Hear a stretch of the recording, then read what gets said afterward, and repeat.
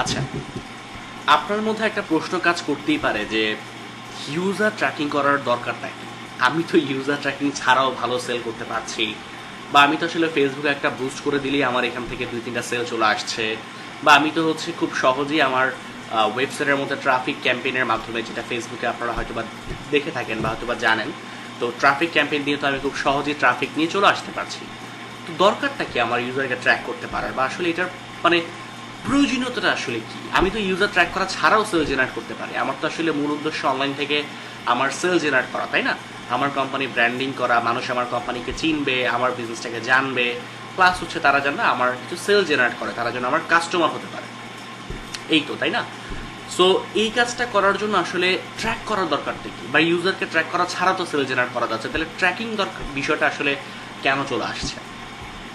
একটা বিষয় যে আমি যদি আপনাকে একটা রিয়েল লাইফ এক্সাম্পল দিই, যে ধরেন আপনার একটা মুদি দোকান আছে। এখন সেই মুদি দোকানে আপনার প্রতি মাসে সাপোজ 100 জন কাস্টমার আসে, এবং সেই 100 জন কাস্টমার আপনার দোকান থেকে মুদি সদাই বাজার করে নিয়ে যায়। এখন এই 100 জনের সংখ্যাটা যে প্রতি মাসে 100 জন হবে, বিষয়টা কিন্তু এমনটা না। এমনও হতে পারে যে আপনার 100 জন কাস্টমার পরের মাসে 200 জন হয়ে গিয়েছে, বা সেটা হয়তো বা 50 জনে চলে আসছে। এখন বিভিন্ন ফ্যাক্টরের উপর ডিপেন্ড করে, বিভিন্ন আনুষঙ্গিক পার্শ্ব প্রতিক্রিয়ার উপর নির্ভর করে কাস্টমার কম বা বেশি হতে পারে। এখন আপনি যদি একটা সিস্টেম করেন যে কেউ যখন আপনার দোকান থেকে যে কোনো প্রোডাক্ট কিনছে, তখন আপনি তার মোবাইল নাম্বারটা রেখে দিচ্ছেন। ঠিক আছে, আপনি হয়তো তার কাছ থেকে অনুমতি নিয়েই তার মোবাইল নাম্বারটা রেখে দিচ্ছেন, এবং মাস শেষে আপনি 4 তারিখে বা 5 তারিখের দিকে আপনার প্রতি মাসে যারা আপনার কাছ থেকে 3,000 টাকা বা 2,000 টাকার উপরে কোনো বাজার সদাই করেছে, তাদেরকে আপনি নিজে থেকে ফোন দিলেন, এবং ফোন দিয়ে বললেন যে ভাই, আপনি তো গত মাসে আমার দোকান থেকে মুদি সদাই কিনে নিয়ে গিয়েছিলেন 2,000 বা 3,000 টাকার, বা এই প্রোডাক্টগুলি আপনি কিনেছিলেন, তো আপনার কি আসলে এই মাসে মুদি সদাই লাগবে কিনা?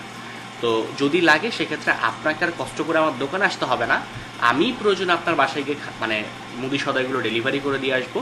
আপনাকে কোনো সার্ভিস চার্জ কিছুই দিতে হবে না, কারণ যে ব্যক্তি আপনার 3,000 টাকার প্রোডাক্ট কিনেছে আপনার দোকান থেকে গত মাসে, তাকে যদি আপনি ফ্রিতে একটা ডেলিভারি দেন, সো এতে আপনার খুব একটা লস হওয়ার কিছু নাই। এখন আপনি খেয়াল করে দেখুন যে এই কাজটা কিন্তু বাজারের অন্য আর 10টা দোকানদার করছে না, বা যদিও করে থাকে, সেখানে কিন্তু আদার্স অন্যান্য ফ্যাক্টর চলে আসবে, যে আপনি কতটা ইন্টেলিজেন্টভাবে এই কাজটা করতে পারছেন, বা আপনি কতটা সুন্দর করে তাকে কনভিন্স করতে পারছেন, এরকম কিন্তু অনেক ফ্যাক্টর চলে আসে। ঠিক আছে? সো এই জিনিসটা আপনাকে অন্য আর 10টা দোকানদার থেকে আলাদা করে দিচ্ছে, যদি আপনি কাস্টমারের মোবাইল নাম্বারটা পেয়ে যান, বা আপনি যদি কাস্টমারের সাথে কোনোভাবে কন্ট্যাক্ট করতে পারেন।